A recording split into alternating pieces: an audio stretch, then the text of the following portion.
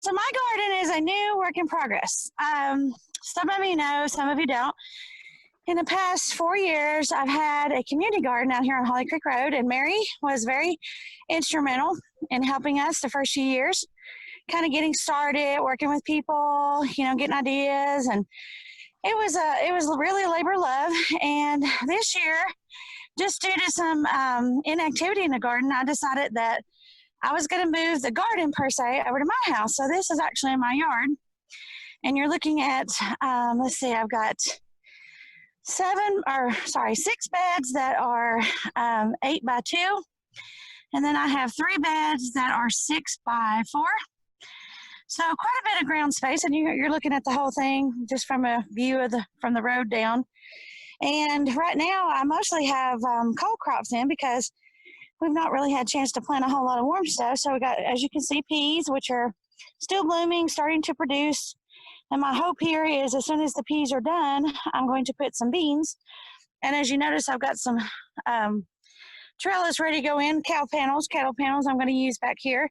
So I can sort of hide my garden, because if you see the road right there, in years past, this is where my garden was, and I had a large garden out here, but it was in the ground, and I had people stealing pumpkins and watermelons. So I'm going to kind of disguise my garden this year a little bit, just in case those same people come back.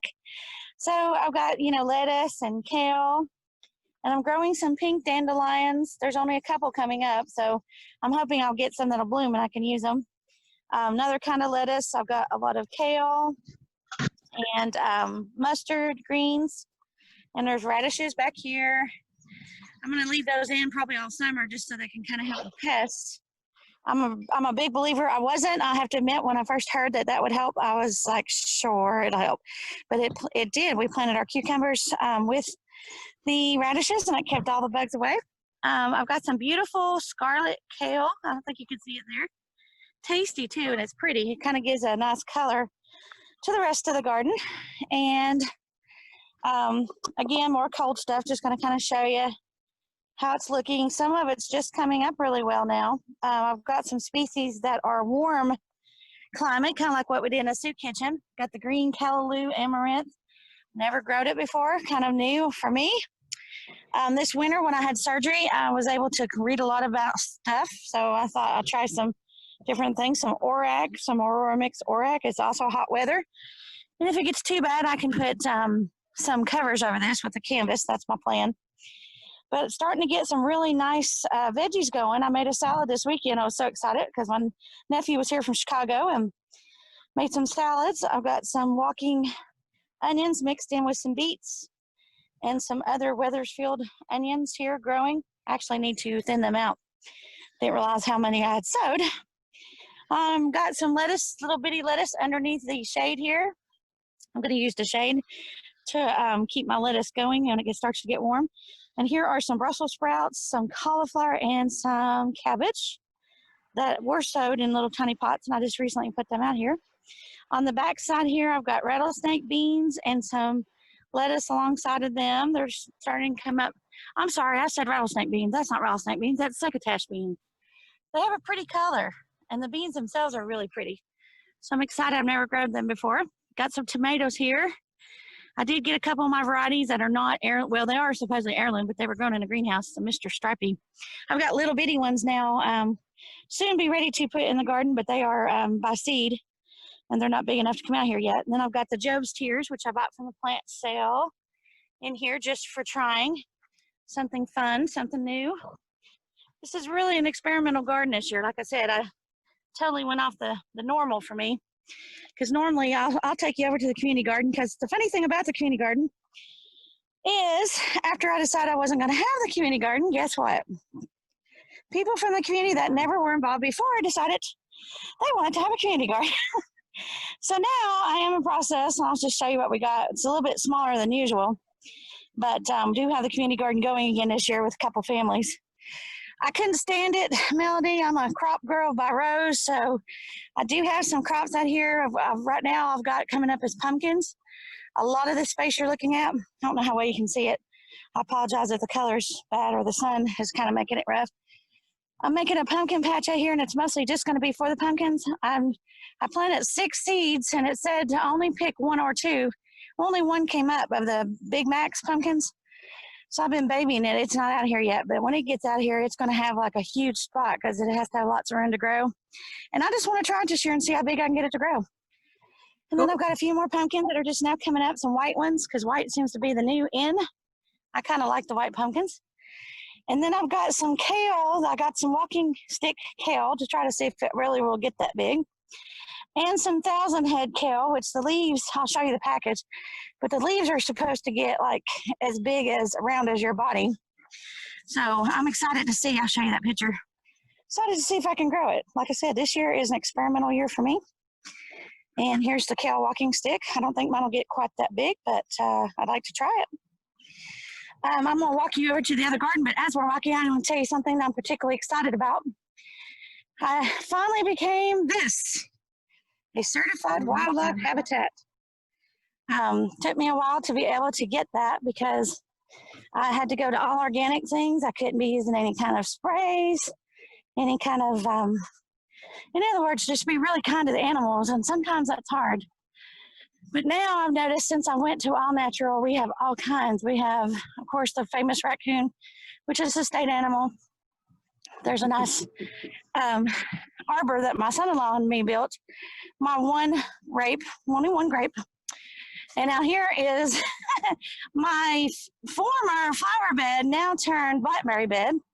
I planted these blackberries about 3 years ago, and nobody told me you had to wait forever for them to actually bloom and produce. But look, I have blackberries. They're the thornless kind. They're coming on. So this will be the first year. And of course, I still have a few flowers, as you can see, still coming in the garden as well. But that is my blackberries. But anyway, back to the wildlife thing.